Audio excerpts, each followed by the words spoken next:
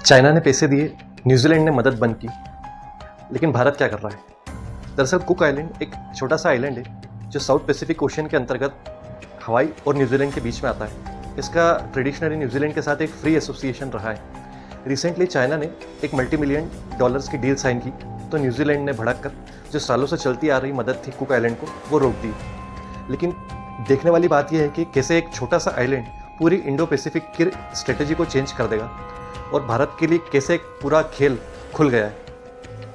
दरअसल cook island ने फैसला किया है कि वो ग्लोबल आउटरीच, इंफ्रास्ट्रक्चर फंडिंग और बेल्ट एंड रोड इनिशिएटिव से जुड़ने का उसने फैसला किया है। जैसे ही कुक आइलैंड ने ये फैसला किया है तो भारत के लिए खतरे की घंटी बज चुकी है, क्योंकि जो भारत का पैसिफिक ओशन और जो इंडो पैसिफिक को लेकर एक बहुत बड़ा ड्रीम है, उसमें ये काफ़ी बड़े हर्डल के रूप में सामने आएगा और जो इंडिया की नेवल स्ट्रेटजी है उसके ऊपर ये एक काफ़ी ज़्यादा प्रेशर इंसर्ट करेगा। कुक आइलैंड के इस इनिशिएटिव के चलते न्यूजीलैंड जो है उसने अपनी सीरियस ऑब्जेक्शंस रेज किए हैं और जो सालों से चलती हुई आर्थिक मदद, एजुकेशन और मेडिकल हेड के अंदर वो कुक आइलैंड को प्रोवाइड कर रहा था, उसने अब उसको बंद करने का डिसीजन लिया है।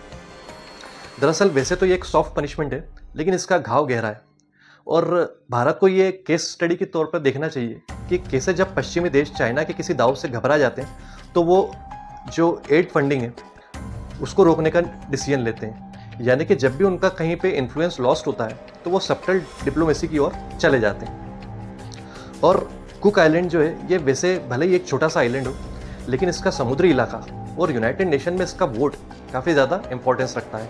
और चाइना जो है अपना डेट फॉर इन्फ्लुएंस मॉडल के तहत इसको धीरे धीरे अपने पाले में लाने में लगा हुआ है। लेकिन भारत को यहाँ पर यह देखना होगा कि कैसे वो अपनी स्ट्रेटेजिक डेप्थ इन छोटे छोटे आइलैंड के साथ बढ़ा सकता है, वो चाहे फिर डिजिटल हो या फिर इंफ्रास्ट्रक्चर हो या फिर मेडिकल पार्टनरशिप के जरिए, जैसा कि उसने फिजी और मॉरिशस के साथ किया हुआ है।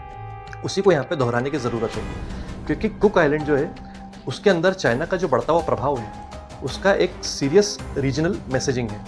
और वो मैसेजिंग ये है कि भारत के जो इंडो पैसिफिक की जो रणनीति है, यहाँ पे अब एक और प्लेयर की एंट्री हो चुकी है और वहाँ पर अब राइवलरी और तेज़ी से बढ़ने वाली है।